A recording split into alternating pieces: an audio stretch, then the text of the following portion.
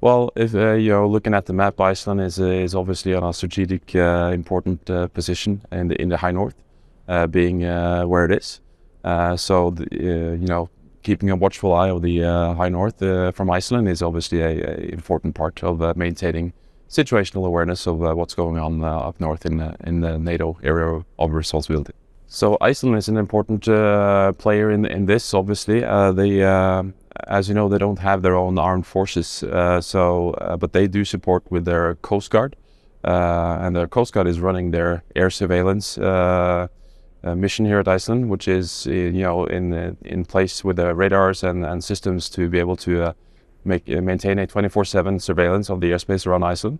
And then we integrate into that part by being a first responder capability with the 2 F-35s that are on constant alert to be sent on their wings to intercept and identify any kind of threat to the airspace around Iceland. Well, the F-35 is what we call a 5th-gen aircraft, has multiple capabilities that are SA enhancing, so situational awareness enhancing for doing a mission like this.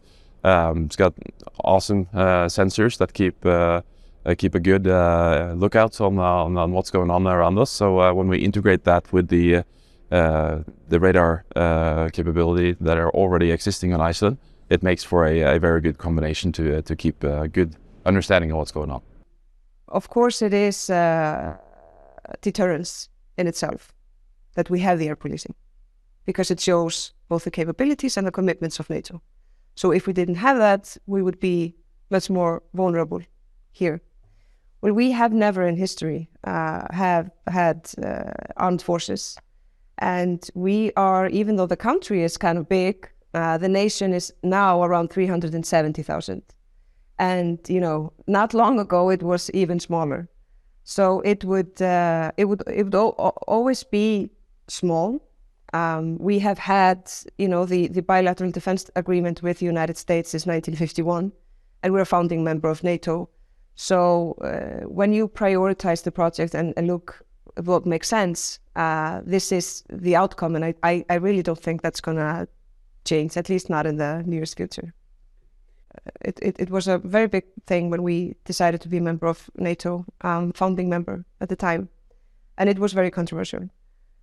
Today we have more than 75% support of Iceland being a member of NATO, and now it's written out as the cornerstone of our national security policy. And obviously, with the war going on now, I think almost everyone can see what it would mean if we weren't.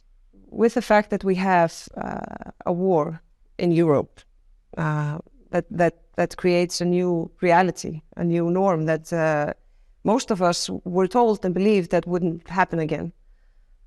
It brings, the threat closer, and you can feel how big of a threat it is for Ukraine's neighbors, which are our neighbors and which are part of NATO. And it also shows that the values that we cherish and that we build our society on is, being attacked and is being tested. And if we can't be sure that those are the values that we're going to build our society on, Iceland doesn't stand a chance in Putin's world. So that is very clear, and that is why we stand very firmly with Ukraine and say out loud in every opportunity we get that Ukraine must win this war. That's the only way we can really have, peace again in Europe.